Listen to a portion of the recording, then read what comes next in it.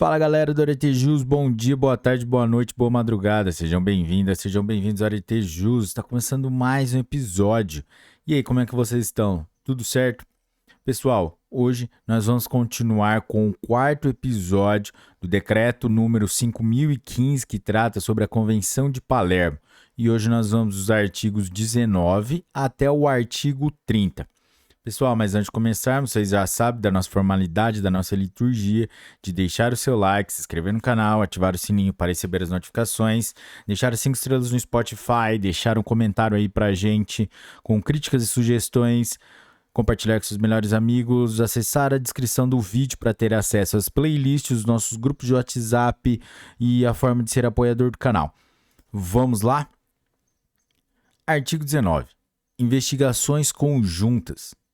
Os Estados-partes considerarão a possibilidade de celebrar acordos ou protocolos bilaterais ou multilaterais em virtude dos quais, com respeito a matérias que sejam objeto de investigação, processos ou ações judiciais em um ou mais estados, as autoridades competentes possam estabelecer órgãos mistos de investigação. Na ausência de tais acordos ou protocolos, poderá ser decidida casuisticamente a realização de investigações conjuntas. Os Estados-partes envolvidos agirão de modo a que a soberania do Estado-parte em cujo território decorra a investigação seja plenamente respeitada. Artigo 20. Técnicas especiais de investigação. Parágrafo 1º. Se os princípios fundamentais do seu ordenamento jurídico nacional o permitirem, cada Estado-parte, tendo em conta suas possibilidades e em conformidade com as condições prescritas no seu direito interno, adotará as medidas necessárias para permitir o recurso apropriado a entregas vigiadas e, quando o considere adequado, o recurso a outras técnicas especiais de investigação, como a vigilância eletrônica ou outras formas de vigilância e as operações de infiltração, por parte das autoridades competentes no seu território, a fim de combater eficazmente a criminalidade organizada. Parágrafo 2º. Para efeitos de investigações sobre as infrações previstas na presente convenção, os Estados-partes são instados a celebrar, se necessário, acordos ou protocolos bilaterais ou multilaterais apropriados para recorrer às técnicas especiais de investigação, no âmbito da cooperação internacional. Estes acordos ou protocolos serão celebrados e aplicados sem prejuízo ao princípio da igualdade soberana dos Estados e serão executados em estrita conformidade com as disposições neles contidas. Parágrafo 3º.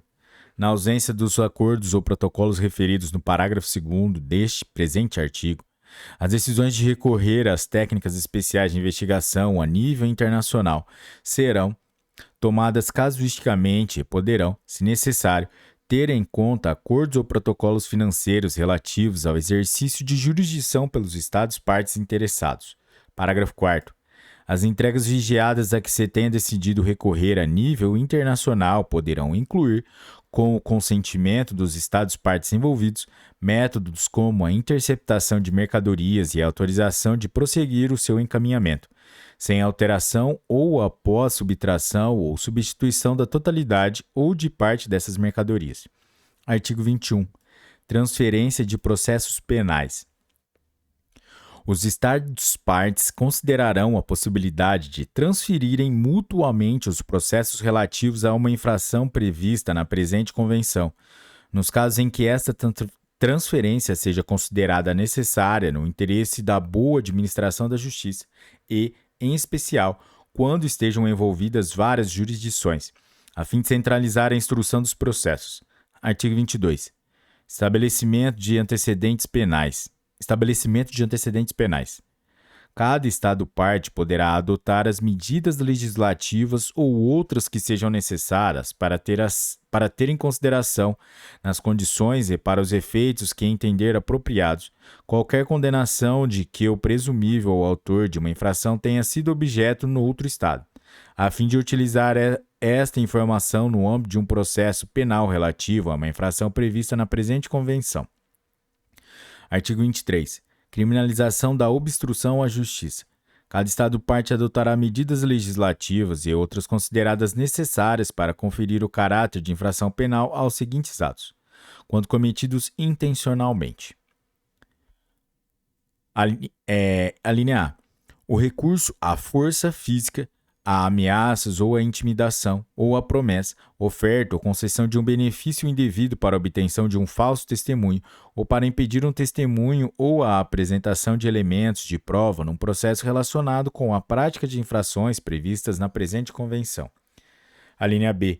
O recurso à força física, a ameaças ou a intimidação para impedir um agente judicial ou policial de exercer os deveres inerentes à sua função relativamente à prática de infrações previstas na presente convenção. O disposto na presente alínea não prejudica o direito dos Estados-partes de disporem de legislação destinada a proteger outras categorias de agentes públicos. Artigo 24. Proteção das testemunhas. Parágrafo 1º.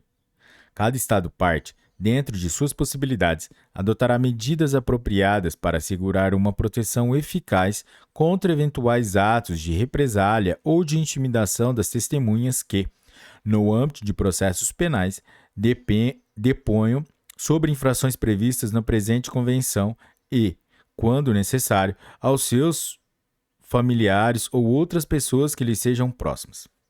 Parágrafo 2º.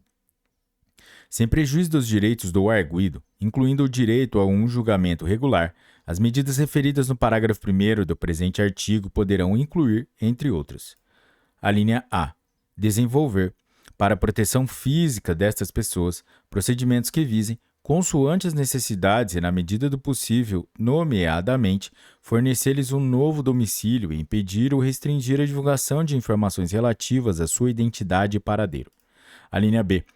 Estabelecer normas em matéria de prova que permitam às testemunhas depor de forma a garantir a sua segurança, nomeadamente autorizando-as a depor com recurso a meios técnicos de comunicação, como ligações de vídeo ou outros meios adequados. Parágrafo 3º. Os Estados-partes considerarão a possibilidade de celebrar acordos com outros Estados para facultar um novo domicílio a pessoas referidas no parágrafo 1º do presente artigo. Parágrafo 4º. As disposições do presente artigo aplicam-se igualmente às vítimas quando forem testemunhas. Artigo 25. A assistência e proteção às vítimas. Parágrafo 1º. Cada Estado-parte adotará, segundo as suas possibilidades, medidas apropriadas para prestar assistência e assegurar a proteção às vítimas de infrações previstas na presente convenção, especialmente em caso de ameaça de represálias ou de intimidação. Parágrafo 2º. Cada Estado-parte estabelecerá procedimentos adequados para que as vítimas de infrações previstas na presente convenção possam obter reparação. Parágrafo 3º. Cada Estado-parte, sem prejuízo de seu direito interno, assegurará que as opiniões e preocupações das vítimas sejam apresentadas e tomadas em consideração nas fases adequadas do processo penal aberto contra os autores de infrações, por forma que não prejudique os direitos da defesa. Artigo 26. Medidas para intensificar a cooperação com as autoridades competentes para a aplicação da lei. Parágrafo 1º. Cada Estado-parte tomará as medidas adequadas para encorajar as pessoas que participem ou tenham participado em grupos criminosos organizados. A linha A fornecer informações úteis às autoridades competentes para efeitos de investigação e produção de provas, nomeadamente: 1. A identidade, natureza, composição, estrutura, localização ou atividades dos grupos criminosos organizados. 2. As conexões, inclusive conexões internacionais, com outros grupos criminosos organizados. 3. As infrações que os grupos criminosos organizados praticaram ou poderão vir a praticar. A linha B. A prestarem ajuda efetiva e concreta às autoridades competentes, suscetível de contribuir para privar os grupos criminosos organizados dos seus recursos ou do produto do crime. Parágrafo 2º. Cada Estado-parte poderá considerar a possibilidade, nos casos pertinentes, de reduzir a pena de que é passível um arguido que coopere de forma substancial na investigação ou no julgamento dos autores de uma infração prevista na presente convenção. Parágrafo 3º. Cada Estado-parte poderá considerar a possibilidade, em conformidade com os princípios fundamentais do seu ordenamento jurídico interno, de conceder imunidade a uma pessoa que coopere de forma substancial na investigação ou no julgamento dos autores de uma infração prevista na presente convenção. Parágrafo 4º. A proteção dessas pessoas será assegurada nos termos do artigo 24 da presente convenção. Parágrafo 5º. Quando uma das pessoas referidas no parágrafo 1º do presente artigo se encontre num estado parte e possa prestar uma cooperação substancial às autoridades competentes de outro estado parte, os estados partes em questão poderão considerar a celebração de acordos em conformidade com o seu direito interno, relativos à eventual concessão pelo outro estado parte, do tratamento descrito nos parágrafos 2º e 3º do presente artigo. Artigo 27. Cooperação entre as autoridades competentes para a aplicação da lei. Parágrafo 1º.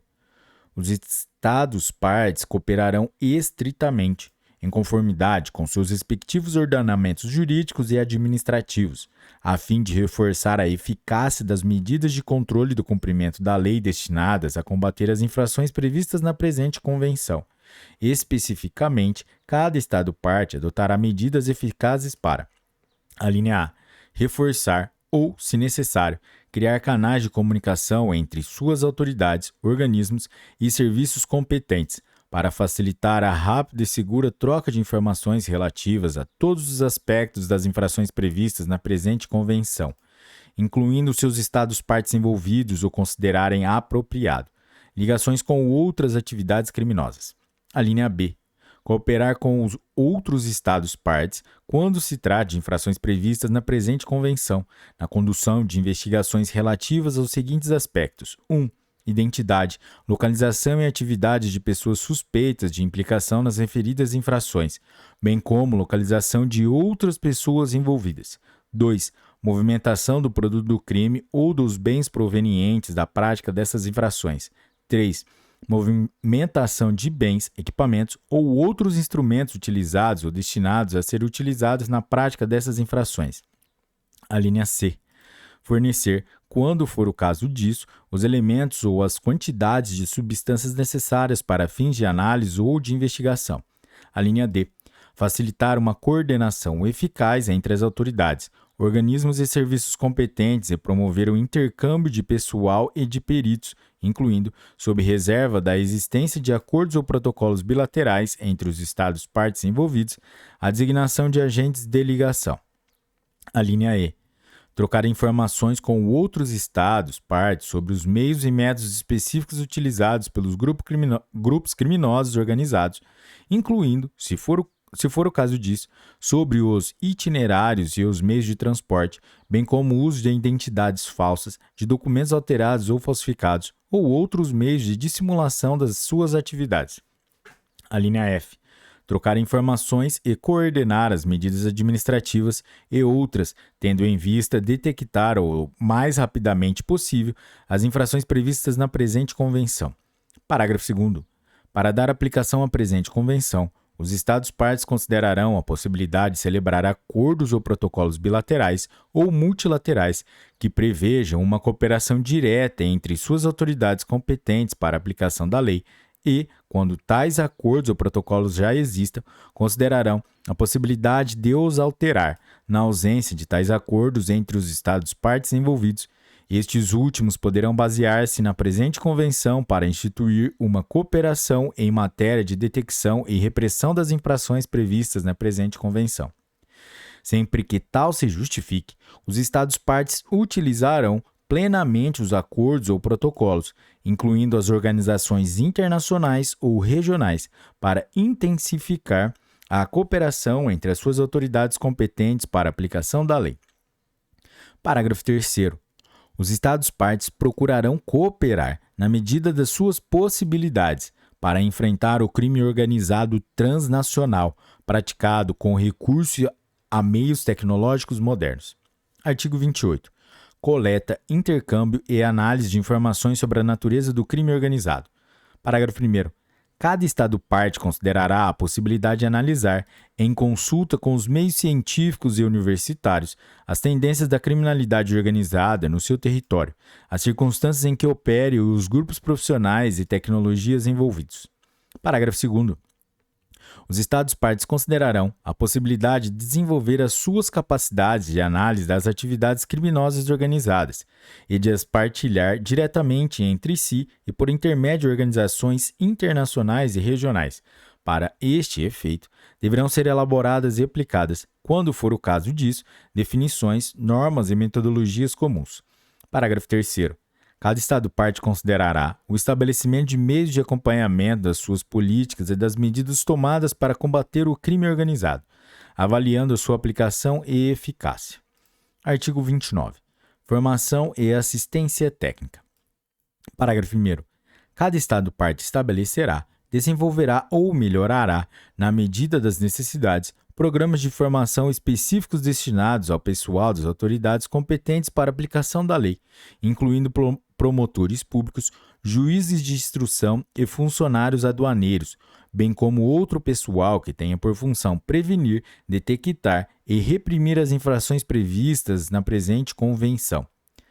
Estes programas, que poderão prever sessões e intercâmbio de pessoal, incidirão especificamente, na medida em que o direito interno o permita, nos seguintes aspectos. A linha A. Métodos utilizados para prevenir, detectar e combater as infrações previstas na presente convenção. A linha B. Rotas e técnicas utilizadas pelas pessoas suspeitas de implicação em infrações previstas na presente convenção, incluindo nos estados de trânsito e medidas adequadas de combate. A linha C. Vigilância das movimentações dos produtos de contrabando. A linha D. Detecção e vigilância das movimentações do produto de crime, de bens, equipamentos ou outros instrumentos de métodos de transferência, simulação ou disfarce desses produtos, bens, equipamentos ou outros instrumentos, bem como métodos de luta contra a lavagem de dinheiro e outras infrações financeiras. A linha E. Coleta de provas. A linha F. Técnicas de controle nas zonas francas e nos portos francos. A linha G. Equipamentos e técnicas modernas de detecção e de repressão, incluindo a vigilância eletrônica, as entregas vigiadas e as operações de infiltração. A linha H. Métodos utilizados para combater o crime organizado transnacional cometido por meio de computadores, de redes de telecomunicações ou outras tecnologias modernas.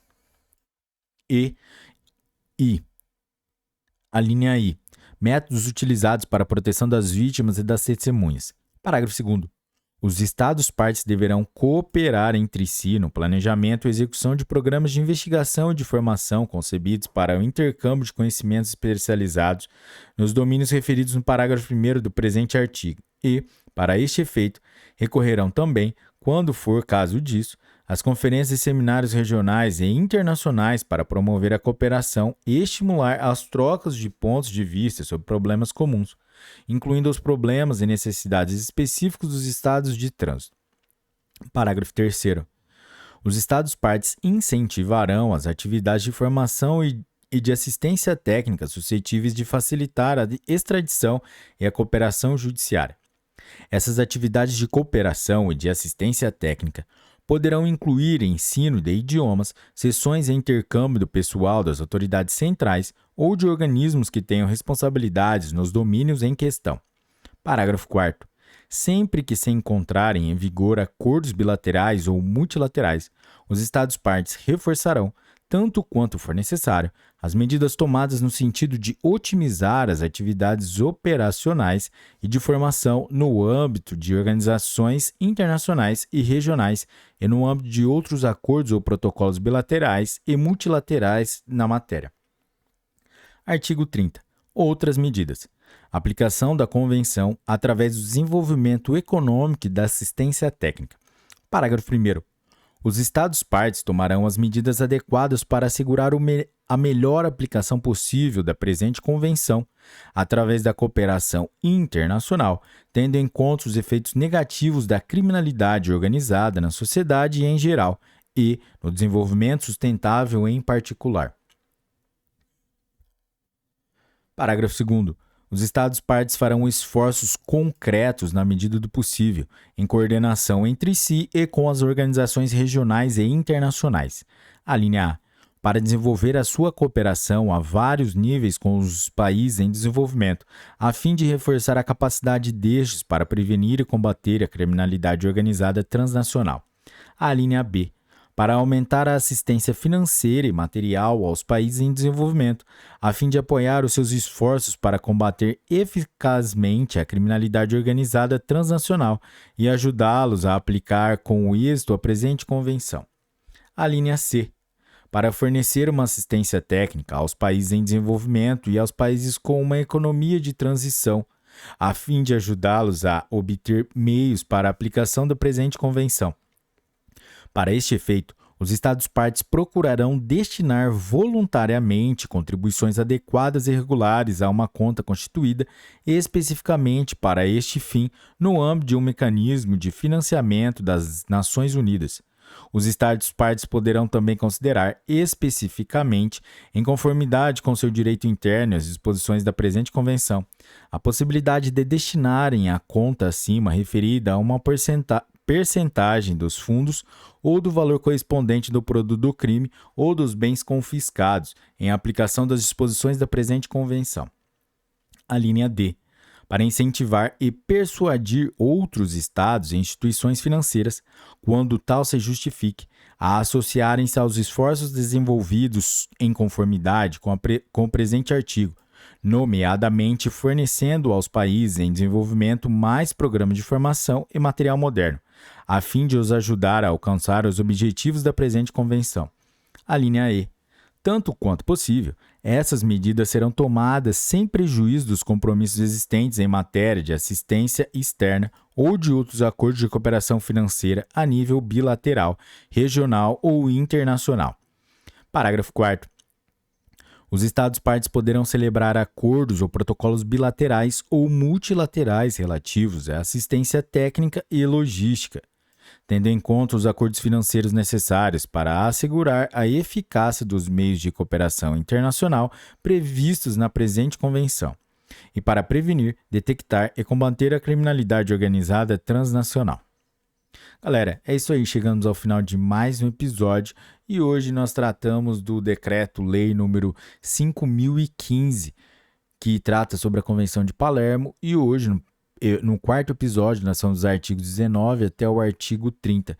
Se você chegou até aqui e curtiu esse episódio, deixe o seu like, compartilhe com seus melhores amigos, se inscreva no canal, deixe o seu comentário com críticas e sugestões, nem que seja um emoji. E deixa 5 estrelinhas pra gente aí no Spotify. E se você quiser ter acesso às playlists do canal, alguns arquivos no Google Drive, acesso ao nosso grupo de WhatsApp e ser um apoiador do canal, tá aí na descrição, galera. Pessoal, é isso aí. Bons estudos, um forte abraço e tchau!